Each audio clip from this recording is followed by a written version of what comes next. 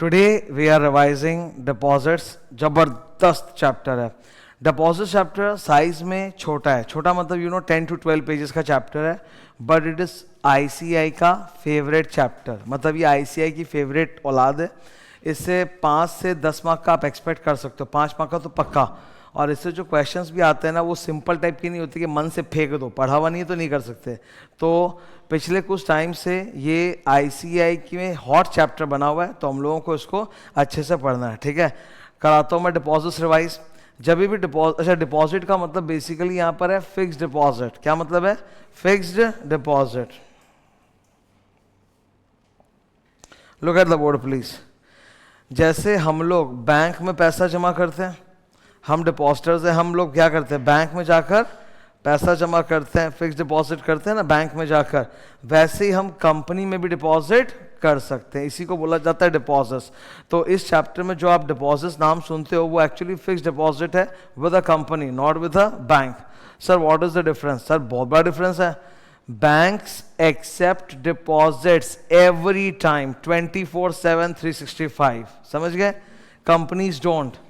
जो company deposit accept करती है वो एक ऑफर निकालती है. जो कंपनी डिपॉजिट एक्सेप्ट करती है वो एक ऑफर निकालती है, एडवर्टाइजमेंट निकालती है DPT1, और बोलती है कि हम इतने तारीख से इतने तारीख के बीच में डिपॉजिट एक्सेप्ट करेंगे, और फिर नहीं करती है. ओके, तो कंपनीज में आप जब मुंह उठा के वैसे डिपॉजिट नहीं करते. सपोज तुम्हारा मन है कि सर मैं SBI में जाके FD नहीं करूंगा, मैं रिलायंस में FD करूंगा, मुझे मुकेश अंबानी पे भरोसा है. उसको तुम पे नहीं है ना. रिलायंस अभी FD एक्सेप्ट नहीं कर रहा है, तो आप करोगे कैसे? जबकि SBI बैंक वो हर वक्त एक्सेप्ट करता है. आप रात को बैठ के FD कर दो यार, रात को 2 बजे भी आप ऑनलाइन जाके अपने अकाउंट से FD कर सकते हो. ठीक है, तो banks accept FD throughout the year. They give low interest rate, but bank पे आपको बहुत ज़्यादा भरोसा है. ऑन कॉन्ट्ररी, जो पब्लिक कंपनीज होती हैं वो डिपॉजिट का ऑफर निकालती हैं तभी एक्सेप्ट करती हैं. रेट थोड़ा सा हाई होता है, 2-3%, और वो जनरली शॉर्ट टर्म का ही होता है. 3 साल तक का मैक्सिमम अलाउड है उनको. पर तुमको कंपनी पे उतना भरोसा नहीं है और अवेयरनेस भी नहीं है. उल्टे कंपनी में अगर आप FD करते हो तो that is secured. Company asset भी गिरवी रखती है, बैंक तो आपके लिए कोई एसेट भी गिरवी नहीं रखता. ये है डिपॉजिट चैप्टर. ओके, नाउ जब आप इस चैप्टर को पढ़ो तो इसके 3 हिस्से हैं: sections, rules and exclusions. Sections, इसमें सेक्शंस का रेंज आएगा 73 से लेके 76A. That is quite easy. वो आप समझ लो 2 पेज का है. सेक्शंस ज़्यादा ज्ञान नहीं है. सेक्शन 2 पेज का, और वो उतना इंपॉर्टेंट भी नहीं है. फिर रूल्स आएंगे. रूल्स महा इंपॉर्टेंट है, 5 पेज के हैं. रूल्स 5 पेज के हैं, महा इंपॉर्टेंट है. जो क्वेश्चन आता है वहीं से. फिर 2 पेज का एक्सक्लूजन है. क्या होता है बताऊंगा. एक्सक्लूजन ये बहुत आता है एग्जाम में, ये भी बहुत हॉट है एग्जाम में. तो सेक्शन हॉट नहीं है, रूल्स हॉट है, एक्सक्लूजन्स हॉट है. ओके, पढ़ते वक्त 4 फॉर्म नंबर्स आएंगे. DPT 1 2 3 4 4 बेकार है, खत्म हो चुका है. मेन DPT 1 2 3 है. कंपनी जब आपसे डिपॉजिट एक्सेप्ट करने के लिए ऑफर निकालती है तो वो ऑफर सर्कुलर एडवर्टाइजमेंट का फॉर्म नंबर होता है DPT 1. अच्छा, डिपॉजिट्स कंपनी के लिए एक लायबिलिटी है. डिपॉजिट्स जो आप कंपनी को करोगे, कंपनी के लिए लायबिलिटी, जस्ट लाइक डिबेंचर्स. तो जैसे डिबेंचर्स का रखवाला डिबेंचर ट्रस्टी, डिपॉजिट का रखवाला डिपॉजिटर्स ट्रस्टी, वो अपॉइंट होता है. तो उसके साथ कंपनी एक एग्रीमेंट साइन करती है. जैसे डिबेंचर ट्रस्ट डीड वैसे डिपॉजिट ट्रस्ट डीड. DPT 2. फिर DPT 3. जब तक कंपनी में डिपॉजिट्स है तब तक कंपनी हर साल every year by 30th June ROC के पास जमा करेगी return of deposit certified by the auditor of the company. Company DPT 3 का रिटर्न जमा करेगी, रिटर्न ऑफ डिपॉजिट, और बताएगी हमारे अभी ये डिपॉजिट्स हैं, ये एक्सक्लूजन्स है, and it is certified by the auditor of the company, not just any CA CS CM. No, the auditor of the company will certify this return. दिख रहा है क्या लिखा हुआ? हाँ, ओके. मैं लुक्स दिखा रहा हूं तुम लोग को. ये देखो, ये सबसे पहले है एक्सक्लूजन्स. ये बड़ा ICA का फेवरेट है. एक्सक्लूजन कि कौन कौन सी चीज को हम डिपॉजिट नहीं मानेंगे. ये चीज को डिपॉजिट नहीं मानेंगे. पहले तो इन्होंने क्या किया कि डिपॉजिट का एक डेफिनेशन डाला. उसमें बोला कंपनी को जो भी पैसा मिल जाए सब डिपॉजिट है. तो बैंक से लोन लिया और कुछ भी लिया, बोला डिपॉजिट है, फिर अपने आप ही लिस्ट बना के बोला नहीं नहीं ये नहीं है, ये नहीं है, ये नहीं है, ये नहीं है, ये नहीं है, मतलब बैंक से लोन लिया, गवर्नमेंट से पैसा लिया, एफआई से पैसा लिया, ये सबको हम डिपॉजिट नहीं मानते। तो this is the list of exclusions. ये पहले डेफिनेशन याद करते हैं। चलो भाई रिवीजन है ना, याद करो मेरे साथ। येलो कलर, येलो मतलब याद करना है, deposit means any receipt of money by way of deposit or loan or any other form, ठीक है, but does not include the following। तो एनी रिसिट ऑफ मनी को आपने डिपॉजिट बोला, फिर बोला ये सब इंक्लूडेड नहीं है, मतलब ये सब एक्सक्लूजन है। अब ये देखो, ये एक्सक्लूजन का जो डब्बा है 2.5 पेज का दिख रहा है मुझे बोर्ड पे देखो, ये ब्लू कलर का बॉक्स से started 1 2 3। Now students find it difficult to remember, उसी को अपने यहाँ पे अभी इजी करके याद कर लेंगे, एकदम महा सिंपल करके याद करा दूंगा, खत्म हो जाएगा, ठीक है। एक बात हमेशा याद रखना, try to make things easier for you, तब जाके वो तुम ज़्यादा कर पाओगे और जल्दी कर पाओगे। Today you know it matters a lot कि तुम कितना अमाउंट ऑफ काम कर रहे हो। मोटिवेशन अपनी जगह होता है, बट अल्टीमेटली जो रिजल्ट आएगा वो तो आपके कर्मों से ही आएगा ना। कर्म मतलब काम, टास्क जो भी हाथ में है। तो जितना ज़्यादा टास्क कर सको, मेहनत कर सको, अगर 12 घंटे बैठे और 12 घंटे में बहुत अच्छा खासा आउटपुट निकाल लो तो बहुत बड़ी बात है। उसके लिए वो तभी हो सकता है रोजाना बेसिस पे, एक बार नहीं, मतलब 365 दिन, when you make it easy for yourself. तो इजी बना लोगे तो ये एक्सक्लूजन तुमको आराम से याद होगा। पढ़ते हो तो हमेशा एक ही नियम बनाओ, इजी कर लेंगे, एकदम इजी बना लेंगे। तो अब ये 3 पेज की जो एक्सक्लूजन है ना, इसमें एग्जाम में हॉट कौन से हैं, येलो वाले दिख रहा है क्या? जैसे ये व्हाइट कलर में जो है ये इजी है, ये नहीं आना एग्जाम में। एग्जाम में कौन सा आता है, जो मैंने येलो डाल रखा है, तो उसको एकदम पूरा करके भी एक्सक्लूजन कर लेंगे। फिर देखो उधर में वो सेक्शन चालू हो गया उधर, ठीक है। तो 2 मेन सेक्शन है 73 एंड 76, उनका मैंने एक मास्टर समरी चार्ट डाला है जिससे तुरंत याद हो जाएगा, ठीक है, ठीक है। फिर हम लोग नीचे जाके 73 पढ़ लेंगे और ये बच्चे कुछ सेक्शंस पढ़ लेंगे। सेक्शंस के बाद असली चीज है rules. Rules are very very important, around 5 pages के रूल्स हैं, वेरी इंपॉर्टेंट, ये एकदम अच्छे से पढ़ना है। रूल्स में हर चीज या मतलब भूलता नहीं स्टूडेंट, बहुत सारी चीज याद रहती है, जो भूलता है, जो इंपॉर्टेंट है वो येलो कलर में मिलेगा, देखो इधर, ठीक है, दिख रहा है। तो हम लोग को इस पर फोकस करना है। So that is the all the chapter about. चलो शुरू करते हैं। तो सबसे पहले क्या है मेरे सामने, डिपॉजिट्स, ठीक है, ओके ना। डेफिनेशन कर लिया हम लोगों ने। Deposit means any receipt of money, याद करो ना, रेड कलर दिख रहा है क्या, रेड कलर याद कर लो। Any receipt of money by way of deposit और लोन और any other form of money but does not include specified amounts. क्या क्या, आइए देखते हैं। मैंने हर एक को कैप्शन दिया सो दैट इजी हो जाए। नंबर 1, आपको गवर्नमेंट से कोई पैसा मिला, जैसे income tax refund, government grant, subsidy, तो वो डिपॉजिट नहीं है, बढ़िया। नंबर 2, आपको फॉरेन सोर्सेज से मिला है। देखो सर, फॉरेन से अगर पैसा आएगा ना तो उसमें ऑलरेडी बहुत कुछ चेक हो जाता है, आरबीआई का अप्रूवल वगैरह सब, तो यहां पर चेक करने की फर्दर जरूरत नहीं है। तो you received money from foreign sources approved by RBI under FEMA. Chapter number 15 का नाम बोलो, फॉरेन एक्सचेंज मैनेजमेंट एक्ट। तो फेमा में ऑलरेडी अप्रूवल है, मतलब इसका सारा चेकिंग वेकिंग हो चुका है, तो फिर यहाँ चेक करने की जरूरत नहीं है। Very good. नंबर 3, बैंक से पैसा मिला, वो ऐसे ही शुद्ध है, तो उसको हम लोग को चेक करने की जरूरत नहीं है। बैंक है तो एफआई भी आएगा, एफआई से पैसा मिला फाइनेंशियल, तो ये भी शुद्ध है, इसको भी एक्सक्लूजन है। 5 number, issue of commercial paper. Sir वो क्या होता है, कमर्शियल पेपर नाम याद रहेगा, कमर्शियल पेपर। अब वो होता क्या है, red colour, short term promissory notes issued by corporates. Corporates एक दूसरे को इशू करते हैं short term promissory notes unsecured. तो कमर्शियल पेपर के ऊपर भी आरबीआई के अलग रेगुलेशंस हैं, तो उसको इस चैप्टर में कवर नहीं किया, बोला एक्सक्लूजन, ठीक है। आईसीडी का मतलब फुल फॉर्म देखो, एक कंपनी ने दूसरे कंपनी में डिपॉजिट किया है, एक कंपनी ने दूसरे कंपनी में डिपॉजिट किया, इंटर कॉर्पोरेट डिपॉजिट, तो वो भी एक्सक्लूजन। वाओ, अब फाइनली यहां से मुझे येलो मिला जो आता है एग्जाम में, ठीक है, एकदम सिंपल है, ठीक है। अब आप प्लीज लेफ्ट साइड पढ़ो क्या लिखा है, एप्लीकेशन मनी। बहुत सारे कंपनियों में पाया गया दैट उनके बैलेंस शीट में लिखा हुआ है share application money pending allotment, Sampa, SAMPA, share application money pending allotment. Sir नियम क्या है कि अगर शेयर एप्लीकेशन मनी मिला है तो 60 दिन में अलॉटमेंट कर दो। यही तो हम लोग पढ़ के आए थे प्राइवेट प्लेसमेंट 42 के अंदर कि पैसा आया तो 60 दिन में कर दो। भाई 60 दिन हो गया, आपने अलॉट भी नहीं किया और ये सालों से ये पैसा पड़ा हुआ है, तो सरकार को शक है कि ये कुछ धोखाधड़ी का वाइट मनी ब्लैक मनी ऐसा है। तो गवर्नमेंट बोलती है शेयर एप्लीकेशन मनी अगर 60 दिन हो गया और आपने अलॉटमेंट नहीं किया तो अगले 15 दिन में रिफंड कर दो। 60 + 15 75 डेज। अगर 75 डेज में लौटा दिया तो एक्सक्लूजन, नहीं लौटाया तो डिपॉजिट। 75 डे में रिफंड हो गया मतलब 60 + 15 तो एक्सक्लूजन, नहीं लौटाया तो डिपॉजिट। फिर यहां पे हम लोग चेक करेंगे। क्लियर, समझ में आ रही है? अच्छा, इसमें सेकंड पॉइंट एक और है, आपको बकायदा पैसा रिफंड करना है। अगर शेयर एप्लीकेशन मनी आया है, 60 दिन हो गए, अलॉटमेंट नहीं हुआ, तो 15 दिन में आपको रिफंड करना है money. Set off at off नहीं कर सकते, सेट ऑफ करोगे तो माना जाएगा रिफंड नहीं हुआ। इसके ऊपर एक क्वेश्चन है ICA किताब में, मैं बोल देता हूँ, दिखाऊंगा तो टाइम वेस्ट होगा।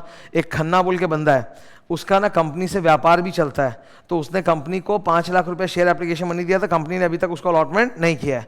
अच्छा, वो कंपनी से माल खरीदा था और पैसा नहीं दिया, तो उसने कंपनी से 20 तक का माल खरीद रखा है, तो he is like a सन्डी debtor of the company. ठीक है, अब कंपनी ने 60 दिन में उसको अलॉटमेंट किया नहीं, तो नियम क्या, 15 दिन में रिफंड करो। कंपनी बोले हम तुमको 5 लाख देंगे, तुम्हारा तो ऐसे भी 20 लाख बाकी है, तो 5 लाख का 20 लाख से सेट ऑफ कर देते हैं। तो कंपनी ने सेट ऑफ कर दिया। लॉ बोलता है कि अगर आपने रिफंड करने के बजाय एडजस्टमेंट या सेट ऑफ किया तो हम उसको रिफंड नहीं मानेंगे, मतलब it will be treated as deposit. खतरनाक क्वेश्चन था ये, हालांकि कंपनी ने कुछ गलत तो किया नहीं भाई, पर बोला कि रिफंड ही करना पड़ेगा, सेट ऑफ नहीं कर सकते। सेट ऑफ क्या मतलब, नो रिफंड, मतलब it will not be excluded, it will be treated as deposit. या तो आप डिपॉजिट हो या आप एक्सक्लूजन हो। तो अगर आपने ये नियम नहीं माने तो आप डिपॉजिट हो, और अगर आपने ये नियम मान लिए तो आप एक्सक्लूजन हो। ठीक है, are we okay with this? Director relative ये भी बड़ा आता है। प्राइवेट कंपनी में डायरेक्टर या रिलेटिव, पब्लिक कंपनी में सिर्फ director not relative. Public company में सिर्फ director not relative, private company director relative. इन्होंने अगर कंपनी को कोई पैसा दिया है, इन्होंने अगर कोई कंपनी को पैसा दिया है तो वो भी एक्सक्लूजन, बशर्ते 2 कंडीशन सैटिस्फाइड हो जाए। Please read white colour.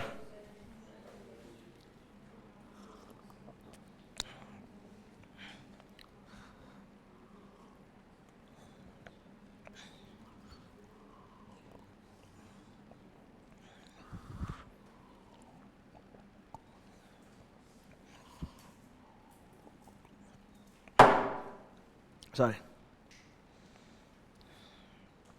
पढ़ा गया? Twin condition. पहला कंडीशन, वो एक रिटन डिक्लेरेशन देगा कि ये मेरा खुद का पैसा, मैंने कहीं से बोरो करके दिया नहीं है। एंड नंबर 2, डायरेक्टर रिलेटिव से जो भी पैसा मिला है वो आपको 2 जगह डिस्क्लोज करना है। नोट्स टू एफएस, दिख रहा है क्या? वो नोट्स टू एफएस वाली बात रूल्स में लिखी है, यहां नहीं लिखी है, मैंने वहां से उठा के यहां लिख दी, इसीलिए ब्रैकेट में लिखा रूल 16 है। एंड बोर्ड रिपोर्ट, तो एनुअल रिपोर्ट में जो बोर्ड रिपोर्ट होता है वहां भी डिस्क्लोज करो, और एफएस में जो नोट्स होता है वहां पे भी डिस्क्लोज करो कि डायरेक्टर रिलेटिव से पैसा आया है, और वो रिटन डिक्लेरेशन देंगे कि हमारा खुद का पैसा, उधार का पैसा नहीं है। अगर ये कंडीशन सेटिस्फाइड है तो उनके द्वारा दिया हुआ पैसा is exclusion. If it is not exclusion, अगर ये सेटिस्फाइड नहीं है तो डिपॉजिट। कोई भी चीज अगर डिपॉजिट है तो उसको इस चैप्टर में लिखे हुए नियम कानून फॉलो करने पड़ेंगे, सरकार उसकी जांच कर सकती है। ठीक है, लेकिन अगर कोई एक्सक्लूजन है तो उस पर नियम कानून अप्लाई नहीं होंगे। ओके, ये वाला हार्ड है। एक नया क्वेश्चन आया था, सितंबर 2025 की बात है शायद, जबरदस्त आया, मतलब तुम्हारे हिला देगा कंसेप्ट को। ठीक है, लिसन केयरफुली। डिबेंचर, डिबेंचर इधर 9(9)(a), डिबेंचर डिबेंचर दोनों एकदम अलग चीज है, ऐसे अपने खचड़ी नहीं करेंगे। ठीक है, 9(a) डिबेंचर, अगर आपका डिबेंचर, डिबेंचर का पैसा अगर वो सिक्योर्ड है बाय फर्स्ट चार्ज, ठीक है, ऑन टैंजिबल एसेट्स, तो वो एक्सक्लूजन है। अगर डिबेंचर का पैसा आपके पास, ठीक है, और डिबेंचर जो है कंपल्सरीली कन्वर्टिबल है विद इन 10 ईयर्स, तो भी वो एक्सक्लूजन है। इन दोनों के बीच में और एक ही एंड है, दोनों में से कोई एक भी हो जाएगा तो एक्सक्लूजन। मतलब या तो डिबेंचर सिक्योर्ड है बाय फर्स्ट चार्ज या पैरी पसू विद फर्स्ट चार्ज, मतलब ranking equally with first charge, and secured by tangible asset not intangible asset. ठीक है ना, क्या दिख रहा है? तो फर्स्ट पॉइंट। और या फिर second point compulsorily convertible, choice नहीं है, compulsorily convertible into equity share within 10 years. इन दो में से कोई एक हो गया तो एक्सक्लूडेड है, ठीक है। एक चीज याद रखना, थ्रू आउट द लॉ जब आप असेट्स पे चार्ज क्रिएट करते हो, the value of the asset should be sufficient to cover both the principal and interest amount. तो यहां देखो क्या लिखा है, P प्लस आई, मतलब जो आपने असेट गिरवी रखा है वो प्रिंसिपल इंटरेस्ट दोनों कवर करता है, ठीक है। ये बाद में रूल्स में लिखा हुआ, मैंने यहां लिख दिया। ये क्लियर है। अब या तो ये होना चाहिए सिक्योर्ड या कन्वर्टेबल, शॉर्ट में बोलूं सिक्योर्ड या कन्वर्टेबल, या फिर सर वो होना चाहिए लिस्टेड, अनसिक्योर्ड, नॉन कन्वर्टेबल। समझ गए। अब यहां पे स्टूडेंट क्या गलती करेगा, एग्जाम में क्वेश्चन आया, उन्होंने बोला डिवेंचर लिस्टेड है पर सिक्योर्ड है।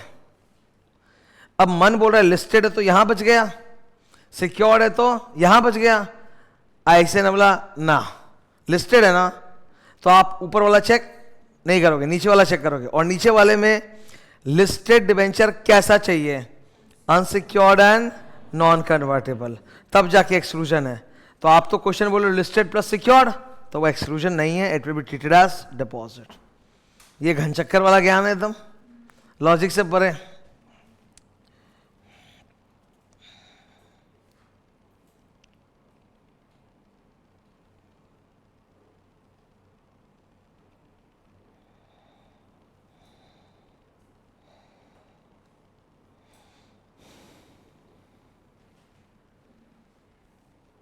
ठीक है।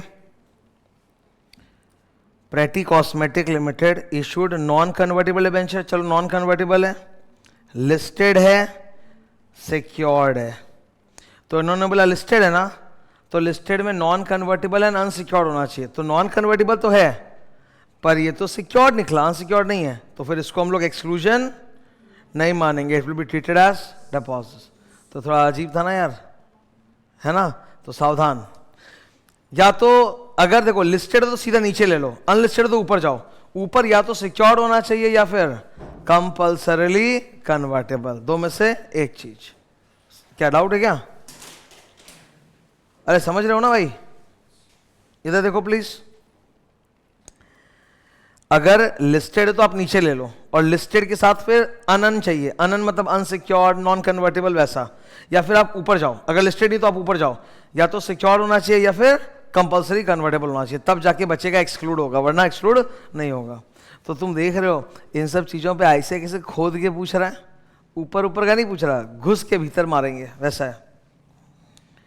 नंबर 10, कोई कोई कंपनी अपने एम्प्लॉय से सिक्योरिटी डिपॉजिट लेती है, तो अगर सिक्योरिटी डिपॉजिट का अमाउंट एनुअल सैलरी से कम है तो वो एक्सक्लूजन है, उससे ज़्यादा है तो नॉट प्रॉब्लम है। गवर्नमेंट एम्प्लॉयज़ वगैरह में भी ऐसा होता है, कॉन्ट्रैक्चुअल एम्प्लॉयज़ में भी होता है, जहाँ उनसे सिक्योरिटी डिपॉजिट लिया जाता है।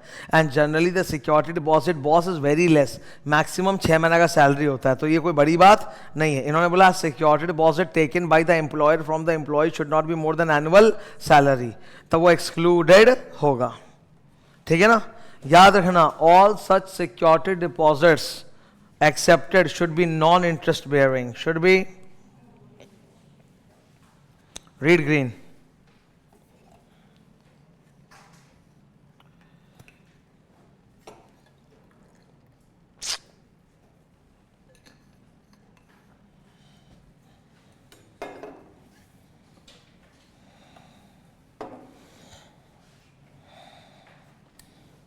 पढ़ा, non interest bearing security not exceeding annual salary. वैसे नॉन इंटरेस्ट बेयरिंग कोई सिक्योरिटी डिपॉजिट लेके ट्रस्ट में डाला हुआ है वो भी एक्सक्लूडेड है। अब ये 12 नंबर पॉइंट देख के मौत आती है, इतना लंबा कैसे याद रहेगा, अभी याद हो जाएगा, इजी है। एक बार पूरा क्वेश्चन आया हुआ है ये, मतलब फुल बताओ, और अब तो अगर आएगा तो चांसेस है कि फुल नहीं कोई पोर्शन आएगा इसका, ठीक है। बट इसको याद रखना हाई फाई नहीं है, इट्स वेरी वेरी ईजी। एक बार छोड़ो इसको, मेरी बात सुनो, मैं टीचर हूँ, आप लोगों को पढ़ाता हूँ, और मैं सीए का टीचर हूँ, ये CA में। हम लोगों के इस टीचर वाले करियर में क्या होता है कि जो भी हम लोग पढ़ाते हैं, बैच चालू होता है, उसकी फ़ीस पहले से एडवांस में आ जाती है।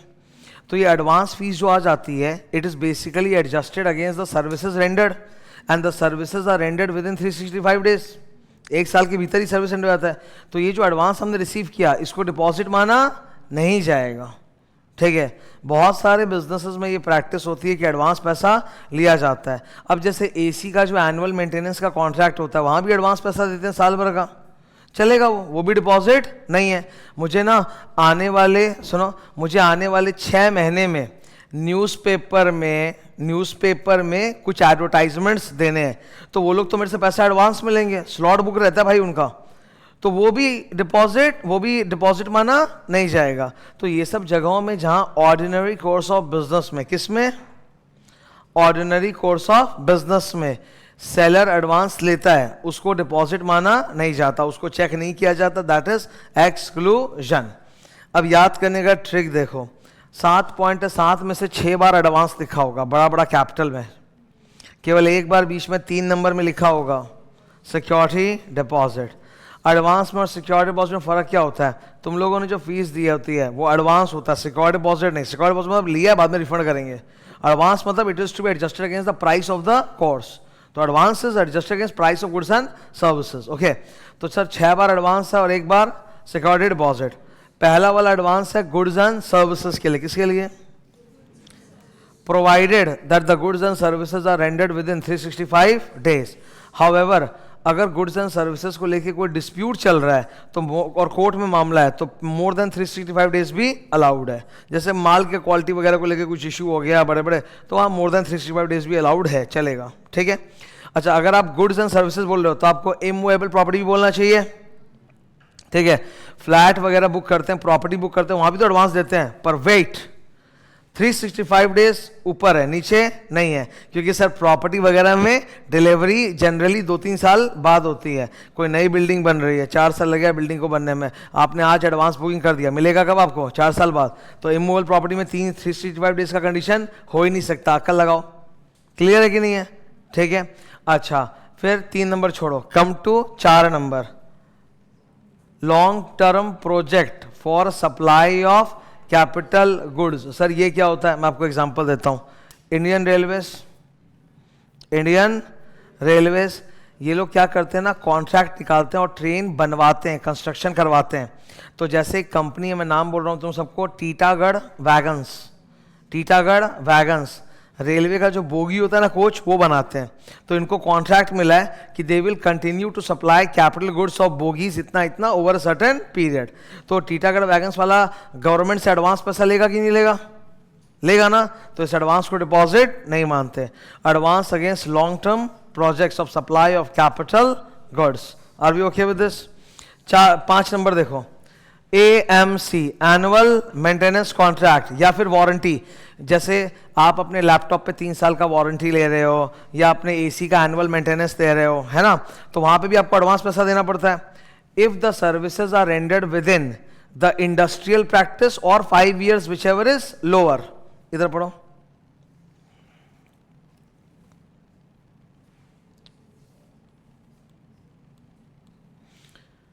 the AMC or the warranty covers a period as per common business practice or 5 years whichever is lower, तब उसको भी exclusion।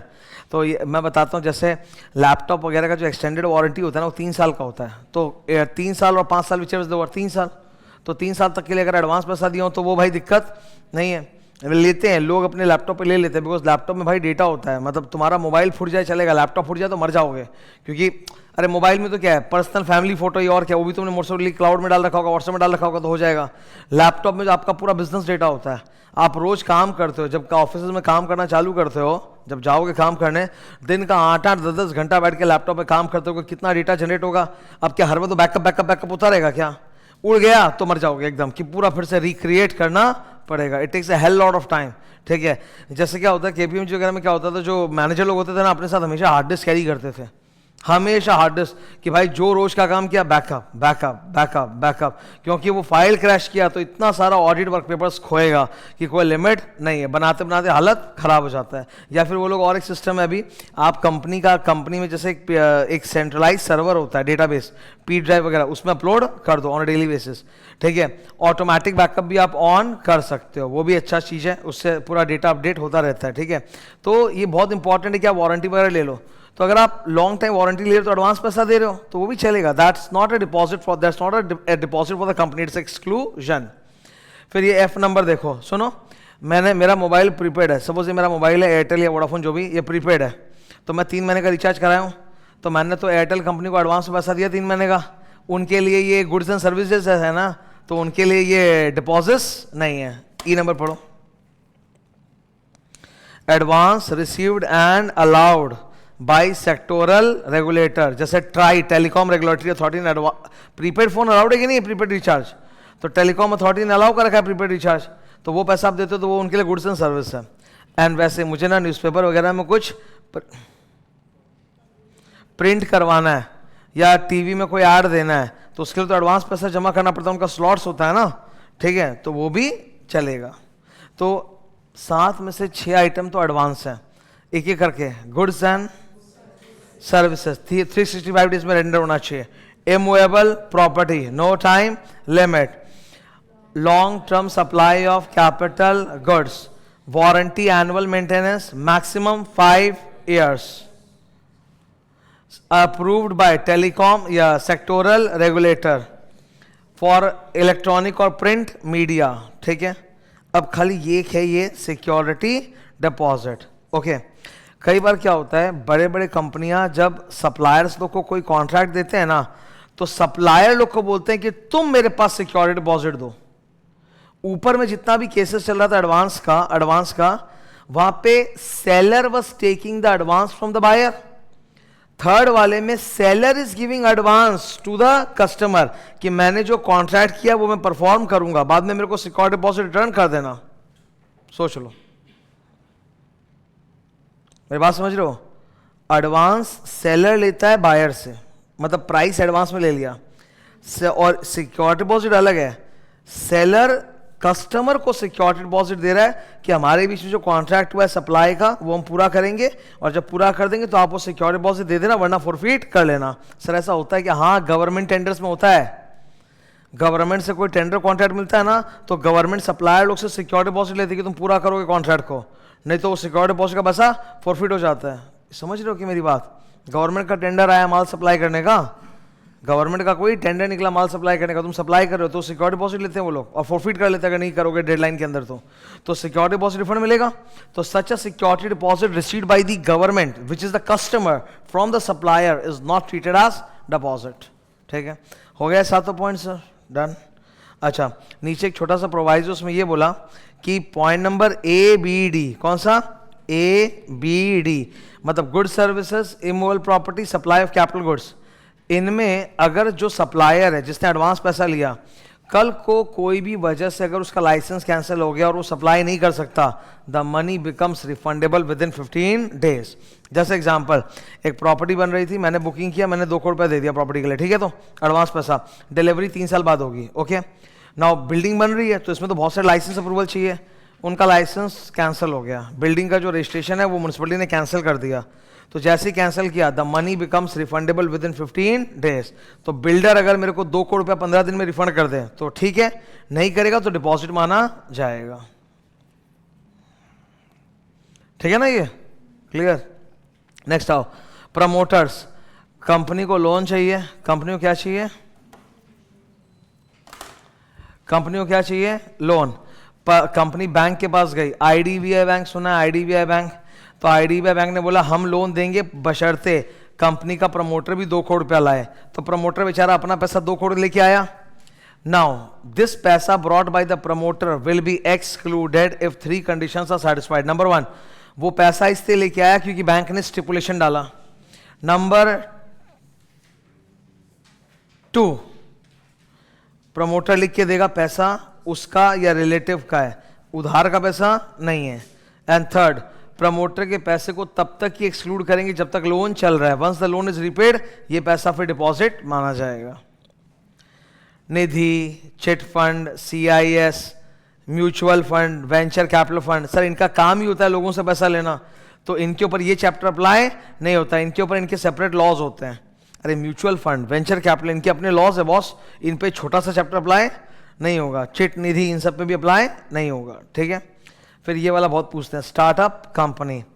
5 बातें याद रखना। नंबर 1, एक स्टार्टअप कंपनी है, उसने 25 लाख और मोर रेस किया है, by issue of convertible note, by issue of convertible note, and this convertible note is either repayable or convertible within 10 years, and the money was raised in single installment. The money was raised in single installment. If all these conditions are satisfied, it is exclusion. Startup company है, convertible note है, repayable या convertible with in 10 years है, पैसा एक ही झटके में आया, 25 लाख या उससे ऊपर आया है, तो एक्सक्लूजन, वरना डिपॉजिट माना जाएगा. हो गया, खत्म सर. ये इतना महान इंपॉर्टेंट टॉपिक है, इतना हार्ड है एक्सक्लूजन्स, ये हमने आधे घंटे में हम लोगों ने रिवाइज किया और मैंने पूरा समझाना भी चालू कर दिया बैठ के. ये नहीं खाली बोल के रिवाइज करके निकला हूँ. हो गया ना, ये हो जाता है. Okay, now I am entering into sections. 2 page 3 page कुछ सेक्शंस चलने वाले हैं. माई इजी 2 इंपॉर्टेंट सेक्शन है साइड बाय साइड कंपैरिजन के लिए. 73 76. Section number 73, accepting deposits from own member. Member मतलब शेयर होल्डर. मेंबर मतलब शेयर होल्ड. तुम लोग देख रहे हो ना ऊपर लाल रंग. 73, accepting deposits from own members. 76, accepting deposits from Janata. Public मतलब जनता. पब्लिक वर्ड का मतलब होता है नॉन मेंबर. पब्लिक वर्ड का मतलब होता है नॉन मेंबर, जो हमारा मेंबर नहीं है, वो हमारे लिए जनता है. ठीक है, तो जनता से लोगे तो नियम ज्यादा होंगे, अपने सगे मेंबर से लोगे तो नियम कम होंगे. इधर आओ. पहला सवाल, which company can accept deposit from member? Sir, any type of company, private public सब. सेकेंड, कौन सा रेजोल्यूशन पास करना है? OR. ये 5 कंडीशन महा इंपॉर्टेंट है. Learn the number. 73 का 2 का, इधर ऊपर लिखा ना 73 का 2 का, ABC नहीं, डी नहीं है, ABCEF, डी हट गया है, ABCEF. ये 5 कंडीशन सेटिस्फाई होने चाहिए. अच्छा, पहले कंडीशन नंबर B पढ़ेंगे. B पढ़ो, क्या लिखा है? फाइल DPT1, मतलब डिपॉजिट अपने मेंबर, आप लोग मेरे मेंबर हो, आप लोगों से डिपॉजिट इनवाइट करने के लिए मैं एक सर्कुलर दूंगा, मतलब आप लोग को सर्कुलर बांटूंगा, या फिर मैं एक स्टेट वाले लोकल स्टेट का न्यूज़पेपर होता है उसमें एडवर्टाइजमेंट निकाल सकता हूं. दोनों अलाउड है. उसका फॉर्म नंबर होता है DPT1. अब आप लोगों को कोई भी ऑफर लेटर वगैरह देने के पहले ROC को भोग लगेगा, तो पहला काम क्या होगा? नंबर B पढ़ो. इशू नहीं, sorry, file DPT1 with ROC 30 days before issue. 30 days before issue. तो उनके पास भोग लगा दिया. अब मैं आपको इशू करूंगा. Read number A, issue circular in DPT1. Clear है? ये क्लियर है. थर्ड, अब डिपॉजिट्स की जो अवधि होती है ना, मैं आप लोग से जो FD लूंगा उसकी जो टेनर होती है वो होती है 6 months to 36 months. Minimum 6 months, maximum 36 months, 3 साल. तो ये जो FD मैं आपसे ले रहा हूं, ये एक दिन मुझे रीपे करना पड़ेगा. FD में हर साल अलग अलग इंटरेस्ट देते हैं कि एक ही साथ में मैच्योरिटी पे देते हैं. FD का मतलब ये कि सीधा मैच्योरिटी पे मिलेगा, क्या नहीं क्या? तो सीधा मैं आपको जब 3 साल बाद मैच्योरिटी का, तब I will pay you principal plus interest both एक साथ देंगे. तो हम लोग को थोड़ा सा पैसा अलग से अकाउंट में रखना पड़ेगा, लिक्विड रखना पड़ेगा. तो नियम है 20%. कितना? डिबेंचर मैंने पढ़ाया था 15%, यहां पढ़ाया डिबेंचर रिडेम्पशन रिजर्व में 15% फंड में डालते हैं, यहां 20%. बाकी लाइन वही है, 11 महीना इन एडवांस. सुनो, ऑल द डिपॉजिट्स मच्योरिंग ऑन और बिफोर 31 March 2027, उसका 20% shall be deposited in scheduled bank with in 30th April of 2026. 11 महीने पहले डिपॉजिट जमा कर दो. इसका बोलते हैं DRR है, डिपॉजिट रिपेमेंट रिजर्व अकाउंट. ये बैंक में जाता है पैसा. ठीक है. तो 4 नंबर, नो डिफॉल्ट इन. पुराना डिपॉजिट हमने लिया था उसके चुकाने में डिफॉल्ट नहीं हुआ. अगर है तो पहले उनका चुकाओ, फिर बेटा 5 साल वेट करो, उसके बाद नया डिपॉजिट रेस कर पाओगे. 5 years का कूलिंग पीरियड लग जाएगा. वेटिंग होगा 5 years का, चुकाने के बाद 5 years waiting. Last, deposits should be secured in general, पर क्योंकि आप अपने सगे मेंबरों से ले रहे हो तो इट कैन बी सिक्योर्ड और अनसिक्योर्ड. अनसिक्योर्ड भी चलेगा अपने मेंबरों से. जनता से लोगे तो सिक्योर्ड कंपलसरी है. अगर डिबेंचर्स पार्शियली सिक्योर्ड है तो उसको अनसिक्योर्ड ही माना जाएगा. अगर पार्शियली सिक्योर्ड है तो it will be treated as unsecured. मैं एक बार रुकूंगा यहाँ पे, and I want you all कि बॉस ये पढ़ो और खास तौर पे नीचे वाला 5 रट्टा मारो मेरे साथ। ये रिवीजन क्लास है, टीचिंग क्लास नहीं है, याद करो ये पांचों।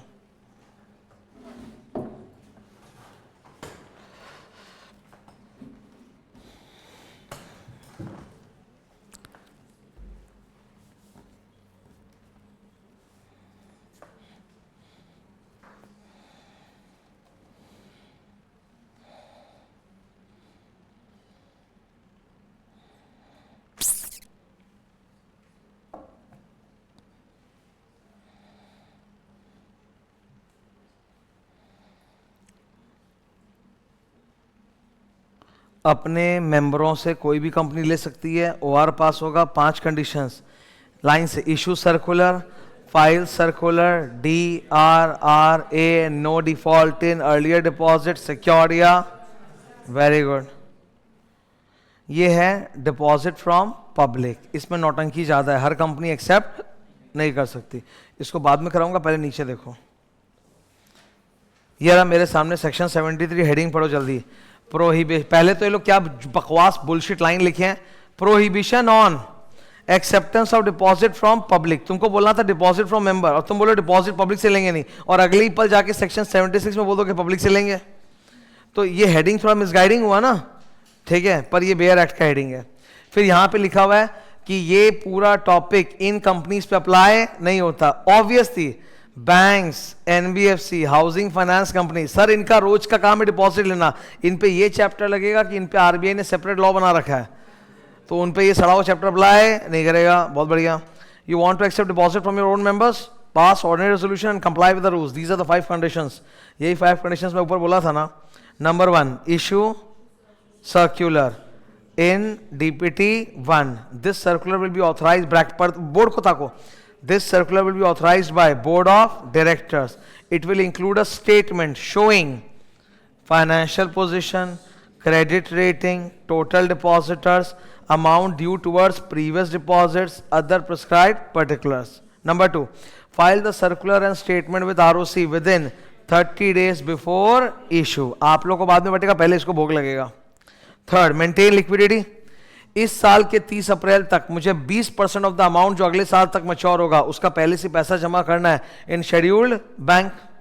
ये पैसे का इस्तेमाल खाली रिपेमेंट में होगा और ये कभी भी 20% के नीचे आना नहीं चाहिए। डिबेंचर में सर यही आंकड़ा 15 था, डिबेंचर DRR में सुनो, यही आंकड़ा कितना था, 15% अपने को जमा करना पड़ता था। यहाँ इतना कितना जमा करना पड़ता है? डिबेंचर रिडेम्पशन वाला जो चैप्टर था ना, उसमें रिजर्व हो या फंड हो, दोनों को ही DRR बोला जाता है, ठीक है। अकाउंट को भी DRR बोलते हैं और जो 15% पैसा डालते हैं वो भी DRR ही कहलाता है, ठीक है। नेक्स्ट इधर आ जाओ। सर्टिफिकेट, आपको अपने CA से सर्टिफिकेट लेना पड़ेगा कि हमने पुराने डिपॉजिट में डिफॉल्ट नहीं किया है, या अगर किया है तो हमने चुका दिया है और 5 साल हो गए हैं, ठीक है। सिक्योरिटी फर्निश करना पड़ेगा, पर सगे कंपनी में सिक्योर्ड अनसिक्योर्ड दोनों हो सकता है। ये रहा ब्लू डिब्बा, ठीक है। पार्शियली सिक्योर्ड को भी क्या माना जाएगा? अनसिक्योर्ड, ठीक है। ये सब ओके है। 73 खत्म होता है। 74 मतलब रिवाइज नहीं करा रहा हूँ, बता रहा हूँ, बेकार है, ये खत्म हो चुका है, फिर भी बकवास डाला है सिलेबस में। 2014 में जब कंपनी लॉ आया था ना, तो नियम था 1 अप्रैल 14 को आया था ये कंपनी लॉ, तो इन्होंने बोला 3 महीने के अंदर सारी कंपनियों को एक फॉर्म जमा करना है DPT 4, तो उसका डेट था 30 जून 2014 और वो 2 महीना एक्सटेंड भी किया था ROC ने, ठीक है भाई। गया ना 2014, तो अभी इसका कोई सेंस नहीं है। और एक बात था कि 2014 में जिनके भी खाते में डिपॉजिट है 3 साल के अंदर रीपे करो, मतलब 2017 तक। गया ना 2017, 10 साल हो गए, तो पूरा सेक्शन बकवास है। सेक्शन नंबर 74 के बाद आता है 75, वो सिलेबस में नहीं है। फिर आ गया 76, अब यहां बाद में देखेंगे, पहले पीछे जा रहे हैं। आओ समरी चार्ट पे।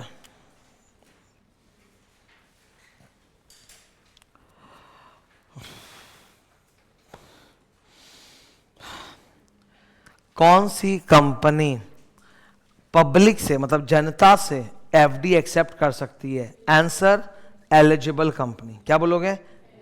Now what is an eligible company? Sir it is a public company having 100 crore और 500 crore. What is 100 crore? Net worth. What is 500 crore? Turnover. तो या तो आपका नेटवर्थ 100 करोड़ पार है या फिर और है बीच में टर्नओवर 500 करोड़ पार है। बहुत क्वेश्चंस आते हैं इसमें, बड़े क्वेश्चंस होते हैं 4-5 मार्क के। उसमें one of the point is this कि आप पहले बताओ कि एलिजिबल है कि नहीं है। तो आप बोलते हो हाँ इसका नेटवर्थ तो 100 पार है, भले टर्नओवर 500 के नीचे हो, तो ये है एलिजिबल कंपनी है, ऐसा बोलना पड़ता है। ठीक है, इनको क्या पास करना है जनता से लेने के लिए? एसआर।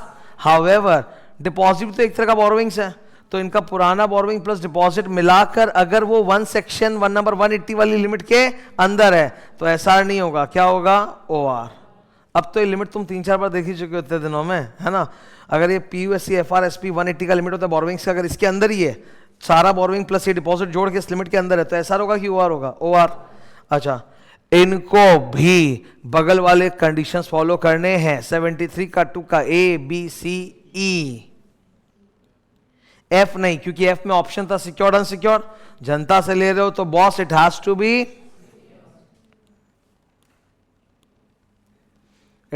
B secured. ठीक है, जनता से ले रहे हो ना तो it has to be secured. यहां पे 3 खास बातें हैं। सिक्योर्ड होना जरूरी है, न्यूज़पेपर में एडवर्टाइजमेंट करना, इंग्लिश न्यूज़पेपर कंट्री वाला, इंग्लिश न्यूज़पेपर स्टेट वाला नहीं, कंट्री वाला, और वर्नाकुलर न्यूज़पेपर स्टेट वाला, उसमें एडवर्टाइजमेंट कंपलसरी है। बाजू वाले में आप एडवर्टाइजमेंट कर भी सकते हो, जब अपने मेंबर से लेते हो तो एडवर्टाइजमेंट कर भी सकते हो, नहीं भी। जनता से ले रहे हो तो एडवर्टाइजमेंट कंपलसरी है इन 2 न्यूज़पेपर, इंग्लिश कंट्री वाला, वर्नाकुलर स्टेट वाला। Are we okay with this? ठीक है, सिक्योर्ड होना कंपलसरी है ऑन स्पेसिफिक इमूवेबल और specific movable property. And third, आपको एक क्रेडिट रेटिंग एजेंसी जैसे क्रिसिल, मैंने आज ही क्रिसिल के ऊपर एक वीडियो डाला है, ठीक है, यूट्यूब पे एक शॉर्ट डाला है। क्रिसिल से आपको क्रेडिट रेटिंग लेना पड़ेगा हर साल जब तक डिपॉजिट चलेगा। मान लो हमने 3 साल का एफडी लिया है तो बिगिनिंग में भी लेंगे, फिर सेकेंड ईयर, फिर थर्ड ईयर वापस लेंगे। ये क्रेडिट रेटिंग बड़ा इंपॉर्टेंट है। What is the purpose of credit rating? ये जो क्रेडिट रेटिंग एजेंसीज होती है ना, ये आपके पूरे फंडामेंटल्स को, डॉक्यूमेंट्स को चेक करके बताती है कि कंपनी कितनी सेफ है या अनसेफ है।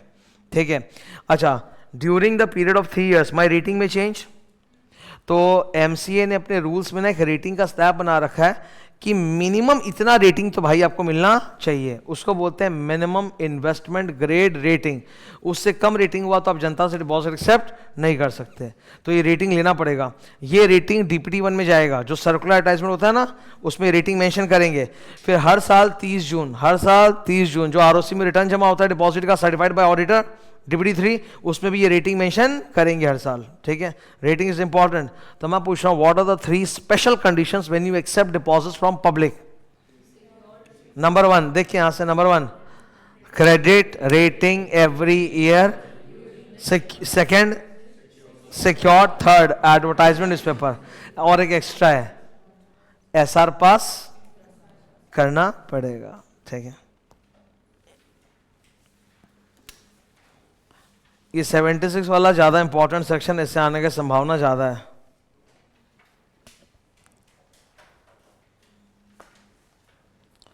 Okay, let's talk. ठीक है, सबसे पहले से what's an eligible company? It's a public company having net worth 100 crore और मोर और टर्नओवर 500 करोड़ और मोर।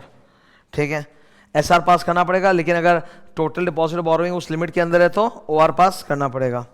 फिर 3 खास बातें, क्रेडिट रेटिंग डिब्बा है पूरा, सिक्योर्ड, एडवर्टाइजमेंट। इंपॉर्टेंट इसमें सवाल आते हैं। लुक एट क्रेडिट रेटिंग, सिर्फ क्रेडिट रेटिंग पे 4-5 मार्क का क्वेश्चन आया हुआ है, मतलब पूरा लिखना पड़ेगा।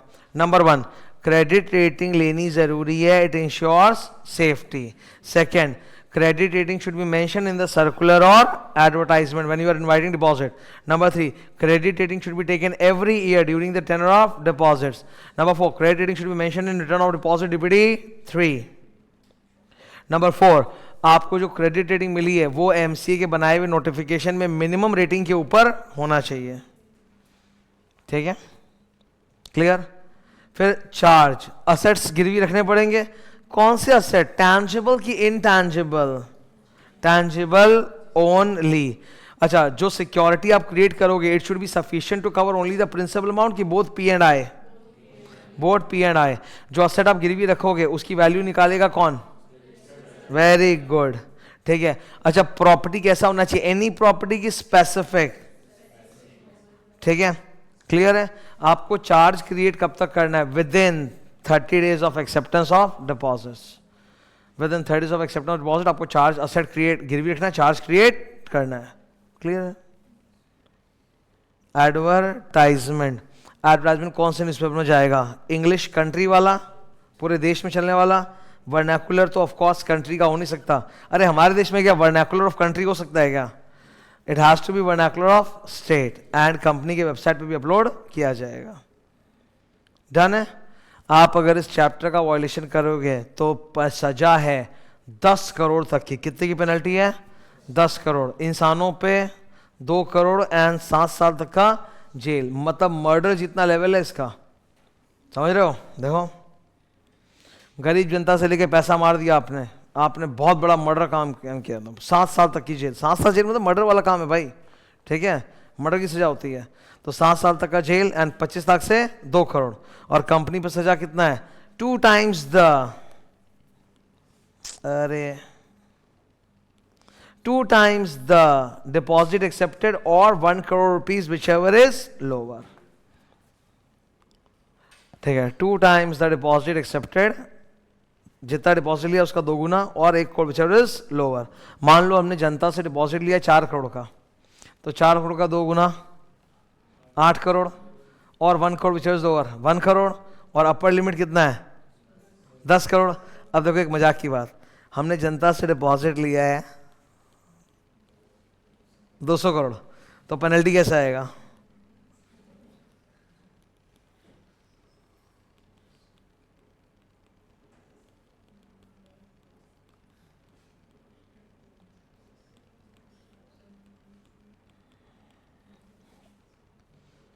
क्या सही लिखा मैंने बोर्ड पे मैथमेटिक्स? क्या समझ रहे हो ना? अच्छा, 1 करोड़ और 400 करोड़ में से लोअर कौन सा होता है? तो अल्टीमेटली वो 1 करोड़ से 10 करोड़, ठीक है। ये क्लियर है? सेक्शंस हो गए। अब मैं किस में जा रहा हूं? रूल्स में, ठीक है। ये 5 पेज के रूल्स बड़े इंपॉर्टेंट है, इनसे क्वेश्चंस बनता है,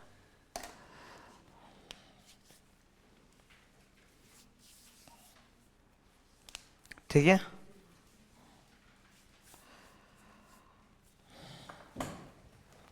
What is the tenure of deposits? 6 months to 36, मतलब मिनिमम 6 महीने, मैक्सिमम 36। लेकिन कंपनी को अलाउड है कि वेरी शॉर्ट टर्म डिपॉजिट ले सकते हैं। वेरी शॉर्ट टर्म डिपॉजिट वो 3 महीने से 6 महीने का होता है।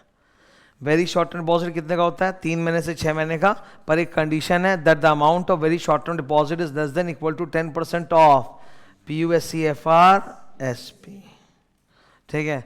वो लोग एग्जाम में पूछते हैं क्या 6 महीने से कम का डिपॉजिट ले सकते हैं? हाँ, पर 2 शर्तें हैं, 3 महीने से कम नहीं होना चाहिए, और अमाउंट मैक्सिमम कितना? 10% ऑफ PUSCFR SP। जॉइंट डिपॉजिटर्स हो सकते हैं क्या? हाँ, पर मैक्सिमम 3। एग्जाम में क्वेश्चन आया है, पति है, पत्नी है और 3 बच्चे हैं, ठीक है, कितने हो गए? 5।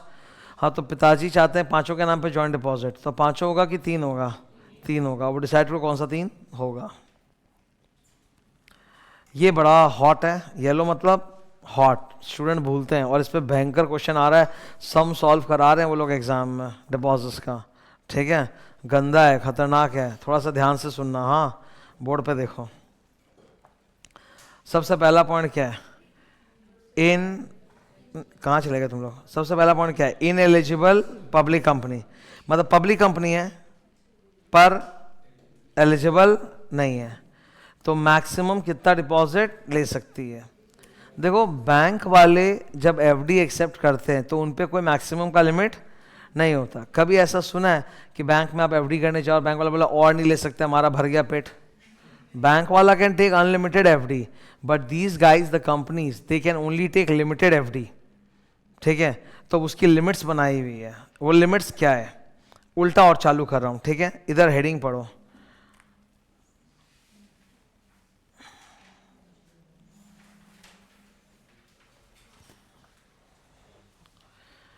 क्या हेडिंग है बोलो? एलिजिबल गवर्नमेंट कंपनी, मतलब गवर्नमेंट कंपनी, सरकारी कंपनी, और एलिजिबल है। मतलब उसका भी नेटवर्थ 100 करोड़, टर्नओवर 500 करोड़ वैसा है, ठीक है। ये जनता से, अपने मेंबरों से और डिपॉजिट दोनों से ले सकती है। टोटल मिला के कितना? 35%। इनमें गवर्नमेंट कंपनी में मेंबर और पब्लिक का अलग अलग लिमिट नहीं है, मेंबर और पब्लिक से मिला के 35। अब उसमें हो सकता है कि मेंबर 1% और पब्लिक 34% हो, एनीथिंग, ठीक है। लेकिन जो एलिजिबल पब्लिक कंपनी है उसमें बाइफर्केशन होता है।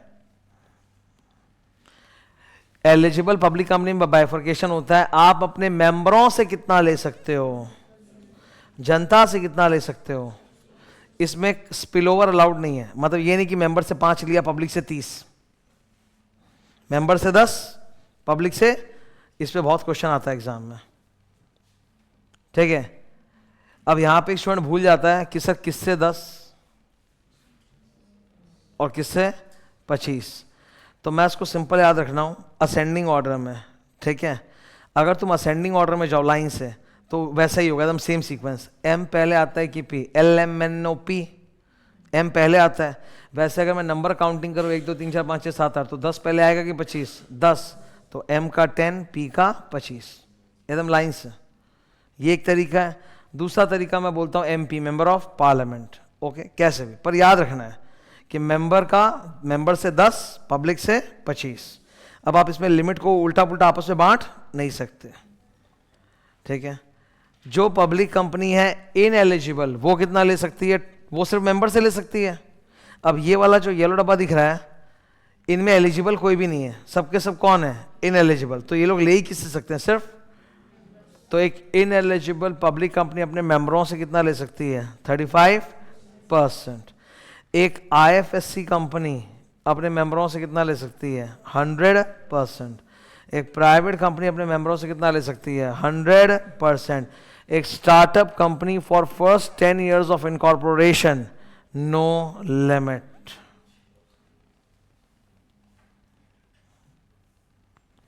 For first 10 years, no limit. एक ऐसी प्राइवेट कंपनी, ये पहले भी बात हुआ है, एक ऐसी प्राइवेट कंपनी जो ट्रिपल कंडीशन सेटिस्फाई करे। ट्रिपल कंडीशन, उसका कोई बाप नहीं है, मतलब कोई और बॉडी कॉर्पोरेट उसमें इन्वेस्ट नहीं किया है, उसका borrowings 2 times paid up capital of 50 crore which lower उसके अंदर है, एंड थर्ड बोरोइंग में कभी डिफॉल्ट नहीं किया, इनके लिए भी नो लिमिट, ओके। वेट कर रहा हूं मैं, इसको याद करो।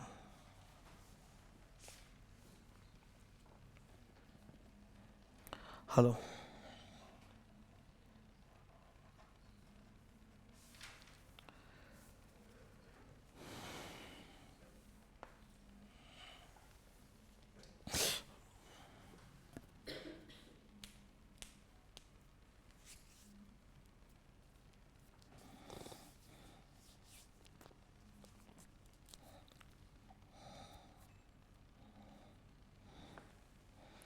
हम डिस्कस करें।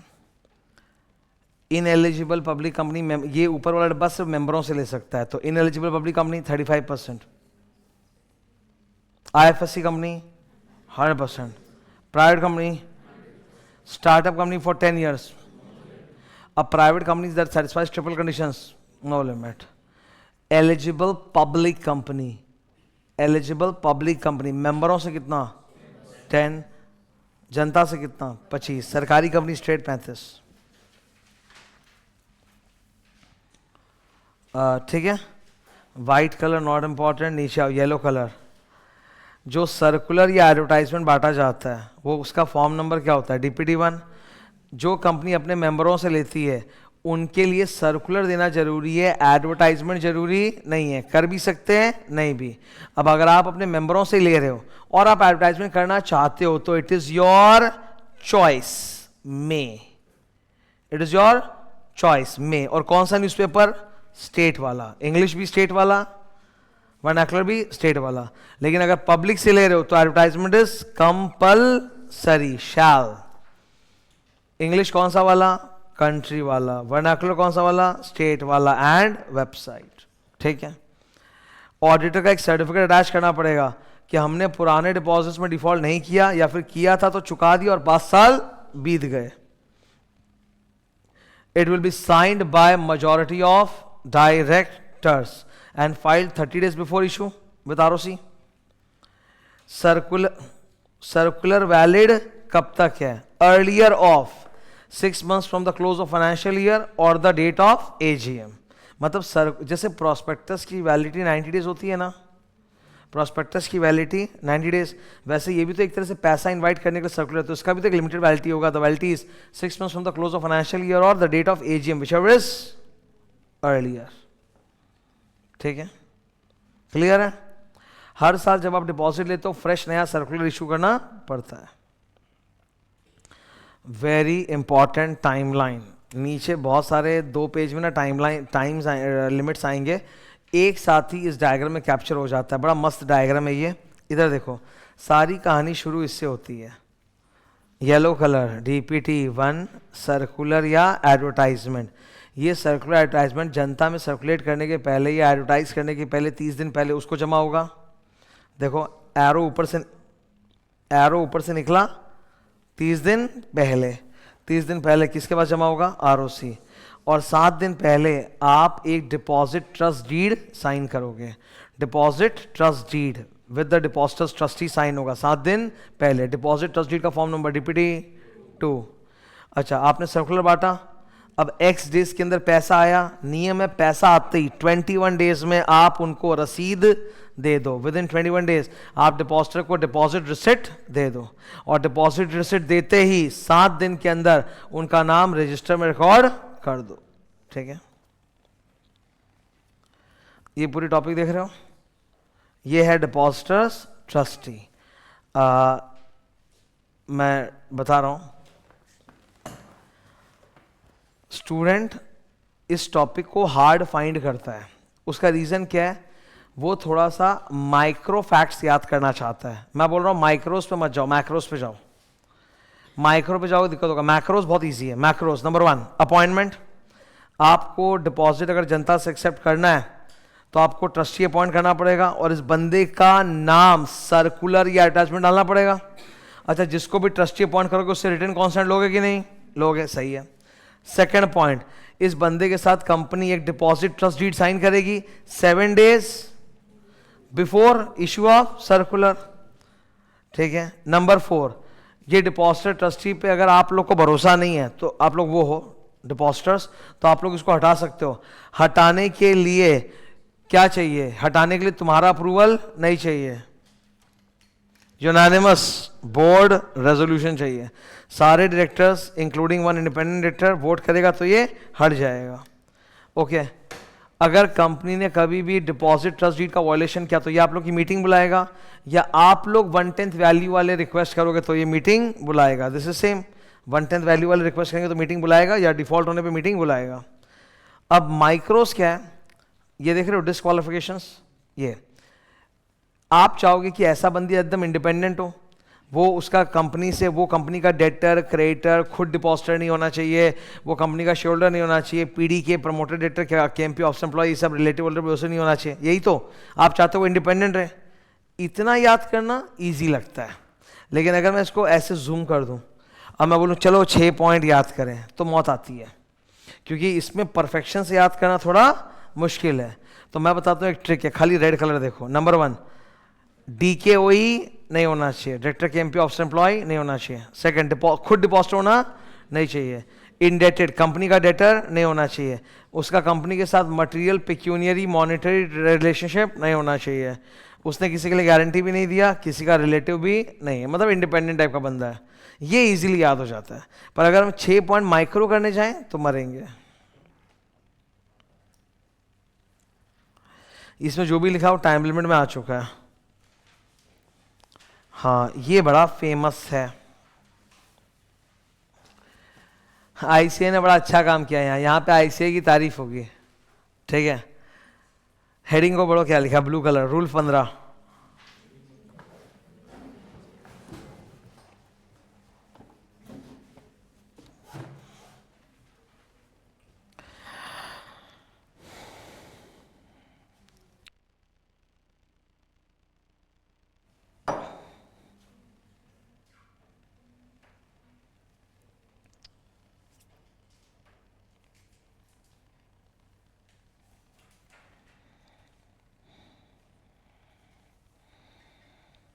ठीक है,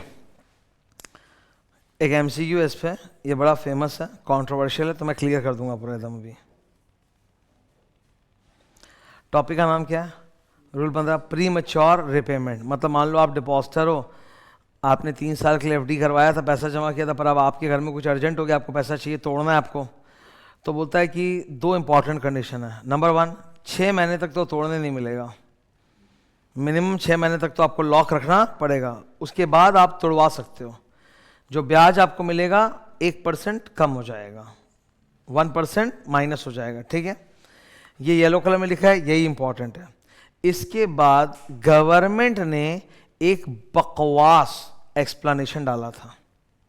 ये बकवास है, इसमें क्या लिखा है? मान लो कि आप अगर हमारे पास तुड़वाने आए हो एफडी 1 साल 2 महीने बाद, 1 साल 2 महीने बाद, तो 1 साल का तो हम आपको ब्याज देंगे, और जो बचाव पीरियड 2 महीना है ना, वो लेस देन 6 मंथ्स है ना, तो वो इग्नोर कर देंगे, बोला उसका ब्याज हम नहीं देंगे। ये तो गलत बात है। आप मेरे को 14 महीने के बदले सिर्फ 12 का दोगे, ये गलत है। उससे भी ज्यादा गलत क्या है वो देखो, इन्होंने बोला वो जो पार्ट ऑफ द ईयर अगर वो मोर देन 6 मंथ्स है तो उसको राउंड ऑफ करके 1 ईयर कर देंगे। यानी कि अगर आप मेरे पास 1 साल 7 महीने बाद आओगे तुड़वाने के लिए, तो हम आपको 2 साल का ब्याज देंगे। कोई लॉजिक है नहीं।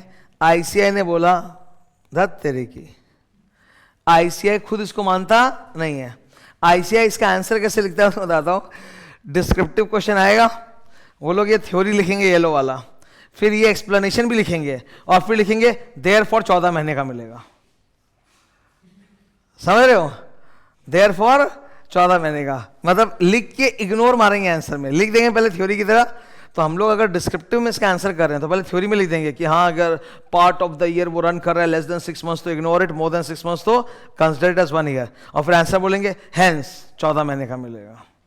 या अगर वो मान लो मेरे पास 17 महीने बाद आया है, हेंस 17 महीने, हेंस 19 महीने, तो लिख के इग्नोर मारना है। ये स्टाइल है। अभी देखो क्या होता है। ये MCQ, dream world entertainment limited has accepted deposits worth 50 lakh from public on.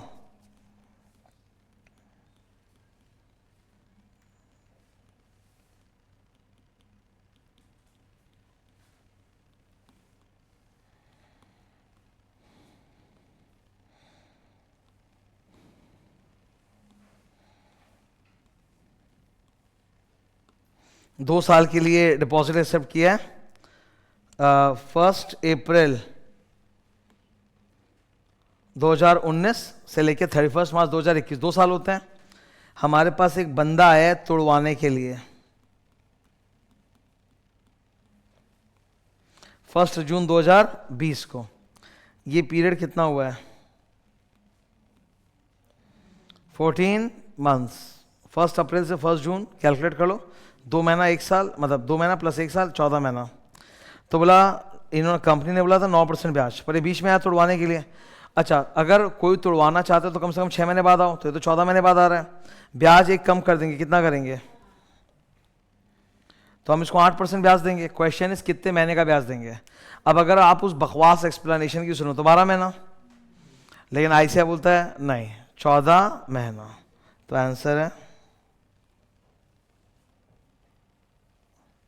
14 महीने का ब्याज मिलेगा 8%, ठीक है ना। मैं इस चीज में आईसीआई के साथ सहमत हूं।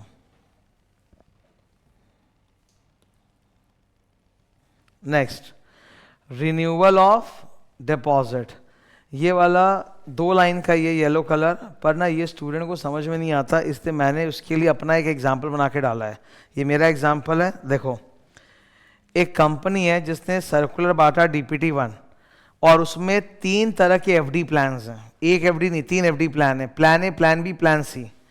प्लान ए 1 साल का एफडी है, आपको ब्याज मिलेगा 8%। प्लान बी 2 साल का एफडी है, ब्याज मिलेगा 9%, और वो 3 साल का एफडी है, ब्याज मिलेगा 10%। मतलब जितना लंबा के लिए आप एफडी करोगे ब्याज उतना लंबा मिलेगा, ठीक है। जिन्होंने प्लान ए में इन्वेस्ट किया उनको 1 ही साल का ब्याज मिलेगा 8%। जिन्होंने प्लान बी में इन्वेस्ट किया उनको 2 साल का ब्याज मिलेगा 9%, 9%, 9%, 9%। जिन्होंने प्लान सी में इन्वेस्ट किया उनको 3 साल का ब्याज मिलेगा 10%, 10%, 10%। सही है। कंपनी ऑप्शन दे रही है कि आप प्लान को बाद में रिन्यू भी करा सकते हो। मतलब अगर किसी ने प्लान ए लिया है तो वो बाद में उसको प्लान ए खत्म होने के पहले ही वो बी या सी में अपग्रेड कर सकता है। अगर आपने बी लिया है तो आप सी में अपग्रेड कर सकते हो, that is the possibility. Keshav बोल के बंदा है, उसने लिया था प्लान ए विच इज 12 महीने का, 11 महीने बीत गए हैं, अब उसको एहसास हुआ भाई एक्सटेंड कराएंगे, प्लान बी में जाएंगे। तो प्लान बी में अगर जाएगा तो कितने महीने का एक्सटेंशन होगा? 13 महीने। सोचो 13 महीने होगा ना, 24 महीने, 13 महीने एक्सटेंड कराएगा। अच्छा अब सुनो, 11 महीने बाद उसको होश आया ना, तो 11 महीने तक उसको जो ब्याज मिलेगा वो 8%। अब तो एक्सटेंड हो गया, तो अब बाकी के 13 महीने में ब्याज मिलेगा 9%। सही है कि नहीं है? अब इस येलो कलर में यही बोला है कि अगर प्लान आप अपग्रेड कराना चाहते हो, रिन्यू कराना चाहते हो, तो आपको नए वाले प्लान का जो रिमेनिंग पीरियड है वो तो कवर करना ही पड़ेगा ना। तो प्लान बी का तो 24 महीना होता है, 2 साल, 11 महीना बीत चुका, तो रिमेनिंग कितना? 13 महीना, तो कम से कम उतना तो आप एक्सटेंड करोगे ना, तभी तो प्लान बी में आप शिफ्ट हो गए। Read yellow colour.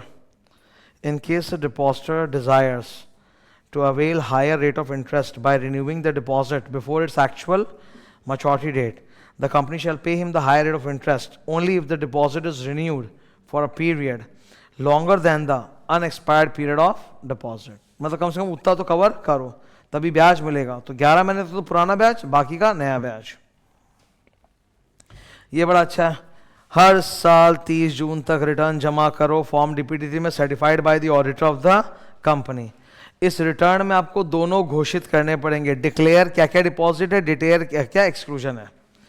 इस रिटर्न में आपको दोनों बताना पड़ता है, डिपॉजिट भी और वो जो 19-20 एक्सक्लूजन था ना वो भी।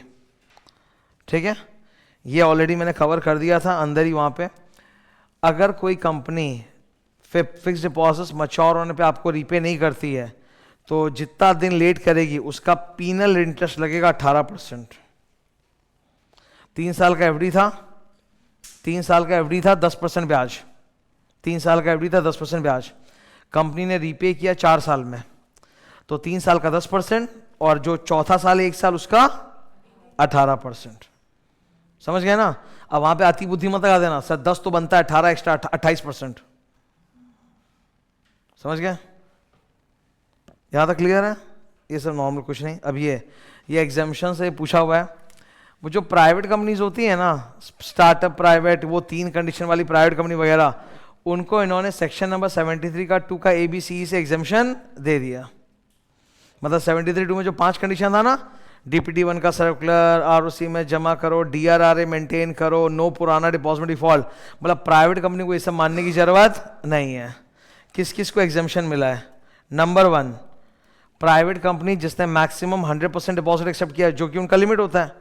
तो यानी सोचो, मैं अगर अपने घर में एक प्राइवेट कंपनी बना लूं और मुझे एफडी का पैसा रेज करना है, तो मुझे मम्मी पापा को DPT 1 का सर्कुलर देने की जरूरत नहीं है, DRRA में 20% डालने की जरूरत नहीं है। मैंने पहले भी मम्मी से पैसा लिया तो आज तक दिया नहीं, मतलब कोई प्रॉब्लम नहीं, वापस से ले लो, माँ है। ठीक है, प्राइवेट कंपनी है, प्राइवेट कंपनी को ये अप्लाई नहीं होता। प्राइवेट कंपनी का पूरा पार्टी चल रहा है। स्टार्टअप कंपनी को भी इससे एग्जाम्पशन है, पर सिर्फ, अब ये गड़बड़ नहीं है, पूरे कंपनी लॉ में हम लोग 10-10 साल पढ़ते हैं स्टार्टअप कंपनी के लिए। एक्चुअली जब स्टार्टअप कंपनी का कॉन्सेप्ट आया था ना पहले, तो 5 साल ही हुआ करता था, फिर बढ़ा के 7 साल किया गया, फिर 10 साल किया गया। तो MC वालों से भूल हो गई, यहाँ पे 5 साल लिखा था, उसको अपडेट नहीं किया 10 साल, तो 5 रह गया। बाकी सब जगह 10 साल कर दिया, यहाँ 5 रह गया। तो स्टार्टअप कंपनी को 5 साल तक इस 5 कंडीशन से एग्जाम्पशन है। ये बाई डिजाइन नहीं है, ये बाई डिफॉल्ट हो गया। थर्ड, वो ट्रिपल प्राइवेट कंडीशंस वाली कंपनी, मेरा कोई बॉडी कॉर्पोरेट मेजर में इन्वेस्ट नहीं किया है, मेरी borrowings 2 times paid up capital 50 crore which is lower, उसके अंदर है, मैंने कभी डिफॉल्ट नहीं किया है, तो मुझे भी ये कंडीशंस अप्लाई नहीं होंगे। तो मुझे ये सब कंडीशन अप्लाई नहीं होंगे, पर मुझे ROC के पास रिटर्न ऑफ डिपॉजिट DPT 3 तो जमा करना पड़ेगा ही। ठीक है, बस और क्या, डिपॉजिट चैप्टर कंप्लीट होता है। ठीक है।